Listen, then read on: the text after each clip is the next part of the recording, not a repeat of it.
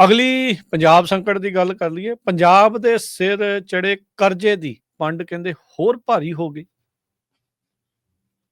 ਬਿਲਕੁਲ ਰਾਜਕਰਨ ਜੀ, ਜਦੋਂ ਪੰਜਾਬ ਦੇ ਵਿੱਚ ਆਮ ਆਦਮੀ ਪਾਰਟੀ ਨੇ ਸੱਤਾ ਸੰਭਾਲੀ ਜਾਂ ਇਹ ਸੱਤਾ ਸੰਭਾਲਣ ਤੋਂ ਪਹਿਲਾਂ ਚੋਣ ਪ੍ਰਚਾਰ ਕਰਦੇ ਸੀ ਤਾਂ ਇਹਨਾਂ ਨੇ ਬਹੁਤ ਦਮਗਜੇ ਮਾਰੇ ਕਿ ਸਾਡੇ ਕੋਲ ਅਜਿਹੇ ਫਾਰਮੂਲੇ ਨੇ, ਸਾਡੇ ਕੋਲ ਦਿੱਲੀ ਮਾਡਲ ਹੈ ਜੀ, ਸਾਡੇ ਕੋਲ ਕੇਜਰੀਵਾਲ ਹੈ ਜੀ, ਸਾਡੇ ਕੋਲ ਇਹ ਹੈ ਜੀ, ਅਸੀਂ ਜੀ ਆਉਂਦੇ ਹੀ ਪੰਜਾਬ ਦਾ ਖਜ਼ਾਨਾ ਭਰ ਦੇਣਾ ਜੀ, ਖਜ਼ਾਨਾ ਤਾਂ ਬਾਹਰ ਡੁੱਲਿਆ ਕਰੂਗਾ ਜੀ, ਇਹ ਸਾਰੇ ਪੰਜਾਬ ਦੇ ਆਰਥਿਕ ਮਸਲੇ ਹੱਲ ਹੋ ਜਾਣਗੇ, ਅਸੀਂ ਪਿਛਲੇ ਕਰਜ਼ੇ ਲਾਉਣ ਆਏ ਹਾਂ ਜੀ। ਇਹ ਹੁਣ ਦਿਖਾਉਂਦੇ ਨੇ ਅੰਕੜੇ ਕਿ ਅਸੀਂ ਇੰਨਾ ਵਿਆਜ ਤਾਰਿਆ, ਪਰ ਇਹ ਅੰਕੜੇ ਨਹੀਂ ਦੱਸਦੇ ਕਿ ਅਸੀਂ ਇੰਨਾ ਕਰਜ਼ਾ ਹੋਰ ਚੱਕਿਆ।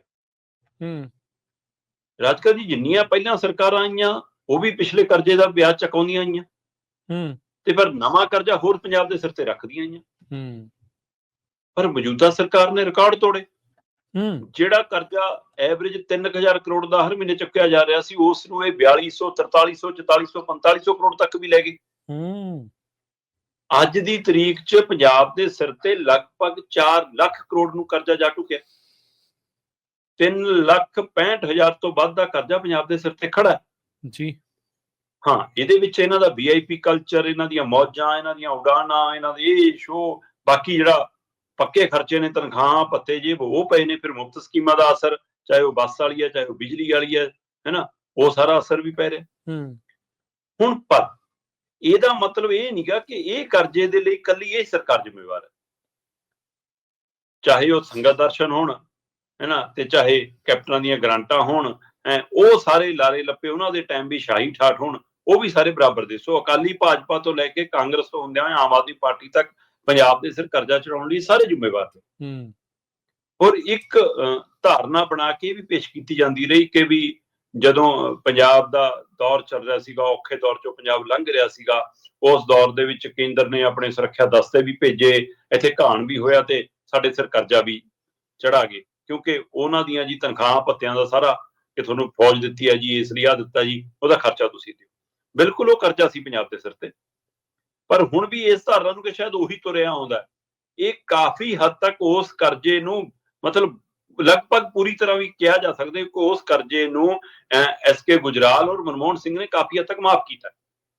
ਉਹ ਤੋਂ ਬਾਅਦ ਇਹ ਤਾਂ ਸਿਆਸੀ ਗੋਟੀਆਂ, ਸਿਆਸੀ ਰਿਓੜੀਆਂ, ਸਿਆਸੀ ਕੁਰਸੀਆਂ ਹਾਸਲ ਕਰਨ ਦੇ ਲਈ ਇਹ ਕਰਜ਼ੇ ਚੜੇ ਨੇ। ਹੁਣ ਤੁਸੀਂ ਦੇਖੋ 2019-20 ਦੇ ਵਿੱਚ, 2019-20 ਦੇ ਵਿੱਚ ਪੰਜਾਬ ਦੇ ਸਿਰ 2,29,000 ਕਰੋੜ ਦਾ ਕਰਜ਼ਾ ਸੀ। ਠੀਕ ਹੈ। ਜਿਹੜਾ ਅਗਲੇ ਸਾਲ ਜਾ ਕੇ 2.5 ਲੱਖ ਕਰੋੜ ਦਾ ਹੋ ਗਿਆ ਹੈ ਨਾ। ਉਸ ਤੋਂ ਅਗਲੇ ਸਾਲ 2021 ਦੇ ਵਿੱਚ ਜਾ ਕੇ ਉਹ 2,61,000 ਕਰੋੜ ਦਾ ਹੋ ਗਿਆ। 2022 ਦੇ ਵਿੱਚ ਉਹ 2,93,000 ਕਰੋੜ ਦਾ ਹੋ ਗਿਆ। ਮਤਲਬ 19 ਤੋਂ ਸ਼ੁਰੂ ਹੁੰਦਿਆਂ ਹੋਇਆਂ 19 ਦੇ ਵਿੱਚ ਵੀ 2,29,000 ਸੀ ਤੇ 22 ਤੱਕ ਆਉਂਦਿਆਂ ਵੀ ਉਹ 3 ਲੱਖ ਕਰੋੜ ਨੂੰ ਨਹੀਂ ਟੁਕਿਆ। ਪਰ 22 ਤੋਂ ਬਾਅਦ ਉਹ ਇੰਨੀ ਤੇਜ਼ੀ ਨਾਲ ਵਧਿਆ ਕਿ ਹੁਣ 4 ਲੱਖ ਕਰੋੜ ਦੇ ਜਾ ਨੇੜੇ ਖੜਿਆ। 23-24 ਦੇ ਵਿੱਚ 3,23,000 ਕਰੋੜ ਸੀ, 24-25 ਦੇ ਵਿੱਚ 3,53,000 ਕਰੋੜ ਹੋ ਗਿਆ ਤੇ ਅੱਜ ਦੀ ਤਰੀਕ ਜਦੋਂ ਆਪਾਂ ਖੜੇ ਆ ਤਾਂ ਹੁਣ ਇਹ ਕਹਿੰਦੇ ਕਿ 4 ਲੱਖ ਕਰੋੜ ਦੇ ਨੇੜੇ ਤੜਿਆ ਅਜੇ ਇਹ 24-25 ਵਾਲੇ ਹਵਾਲੇ ਨਾਲ ਆਪਾਂ ਗੱਲ ਕਰ ਰਹੇ ਜੀ। ਸੋ ਇਸ ਲਈ ਇਹਦੇ ਲਈ ਕਿਤੇ ਨਾ ਕਿਤੇ ਸਮੇਂ-ਸਮੇਂ ਦੀਆਂ ਸਰਕਾਰਾਂ ਜਿੱਥੇ ਜ਼ਿੰਮੇਵਾਰ ਨੇ, ਉੱਥੇ ਕੇਂਦਰ ਦਾ ਪੰਜਾਬ ਪ੍ਰਤੀ ਮਤਰੇਆ ਵਿਵਹਾਰ ਵੀ ਜ਼ਿੰਮੇਵਾਰ ਹੈ। ਅੱਜ ਦੀ ਤਰੀਕ 'ਚ ਸਾਡਾ 10,000 ਕਰੋੜ ਦਾ ਬਕਾਇਆ ਕੇਂਦਰ ਕੰਨੀ ਸਿੱਧਾ ਖੜਾ ਹੈ, ਜਿਹਦੇ ਵਿੱਚੋਂ 6,000 ਕਰੋੜ ਦੇ ਕਰੀਬ ਤਾਂ ਸਾਡਾ ਪੇਂਡੂ ਵਿਕਾਸ ਫੰਡ ਹੈ। ਫਿਰ ਇਸੇ ਤਰ੍ਹਾਂ ਮਤਲਬ ਕਿ ਜਿਹੜਾ ਨੈਸ਼ਨਲ ਹੈਲਥ ਮਿਸ਼ਨ ਹੈ ਉਹਦੇ 550 ਕਰੋੜ ਖੜੇ ਨੇ ਹੈ ਨਾ। ਫਿਰ ਆਯੁਸ਼ਮਾਨ ਭਾਰਤ ਯੋਜਨਾ ਉਹਦਾ 250 ਕਰੋੜ ਖੜਾ ਹੈ। ਇਸੇ ਤਰ੍ਹਾਂ ਫਿਰ ਮਤਲਬ ਕਿ ਮੰਡੀ ਬੋਰਡ ਵਾਲੇ 1100 ਕਰੋੜ ਖੜੇ ਨੇ, ਨੈਸ਼ਨਲ ਹੈਲਥ ਮਿਸ਼ਨ ਵਾਲੇ ਸਾਡੇ ਹੈ ਨਾ ਉਹ 1100 ਕਰੋੜ ਖੜੇ ਨੇ। ਸੋ ਇਸੇ ਤਰ੍ਹਾਂ ਮਤਲਬ ਕਿ ਸਿੱਖਿਆ ਅਭਿਆਨ ਵਾਲੇ 180 ਕਰੋੜ ਖੜੇ ਨੇ, ਕੈਪੀਟਲ ਵਾਲੇ ਉਹ 1800 ਕਰੋੜ ਖੜੇ ਨੇ। ਇਹ ਤੋਂ ਬਿਨਾਂ GST ਵੀ ਸਮੇਂ ਸਿਰ ਨਹੀਂ ਦਿੱਤੀ ਜਾ ਰਹੀ। ਸੋ 10,000 ਕਰੋੜ ਦੇ ਕਰੀਬ ਸਾਡੇ ਸਿੱਧੇ ਫੰਡ ਰੁਕੇ ਹੋਏ ਨੇ। ਹੁਣ ਇਸ ਜਿਹੜੇ ਕੰਮਾਂ ਲਈ ਇਹ ਖਰਚ ਹੋਣਾ ਉਹਦੀ ਪੂਰਤੀ ਲਈ ਵੀ ਸਰਕਾਰ ਕਰਜ਼ਾ ਚੁੱਕ ਰਹੀ ਆ ਤੇ ਆਪਣੇ HO ਰਾਮ VIP ਬਣੇ ਲਈ ਵੀ ਚੁੱਕ ਰਹੀ ਆ ਤੇ ਤਨਖਾਹ ਭੱਤੇ ਦੇਣ ਲਈ ਵੀ ਕਰਜ਼ੇ ਚੁੱਕਣੇ ਪੈ ਰਹੇ ਨੇ। ਇਹਦਾ ਮਤਲਬ ਸਰਕਾਰ ਦੀਆਂ ਨੀਤੀਆਂ ਵੀ ਕਿਤੇ ਮਾਰ ਰਹੀਆਂ ਨੇ, ਕਿਤੇ ਕੇਂਦਰ ਦੀ ਵਧੀਕੀ ਵੀ ਮਾਰ ਰਹੀ ਆ। ਨਤੀਜਾ ਪੰਜਾਬ ਦੇ ਸਿਰ ਤੇ ਕਰਜ਼ੇ ਦੀ ਪੰਡ ਲਗਾਤਾਰ ਭਾਰੀ ਹੁੰਦੀ ਆ।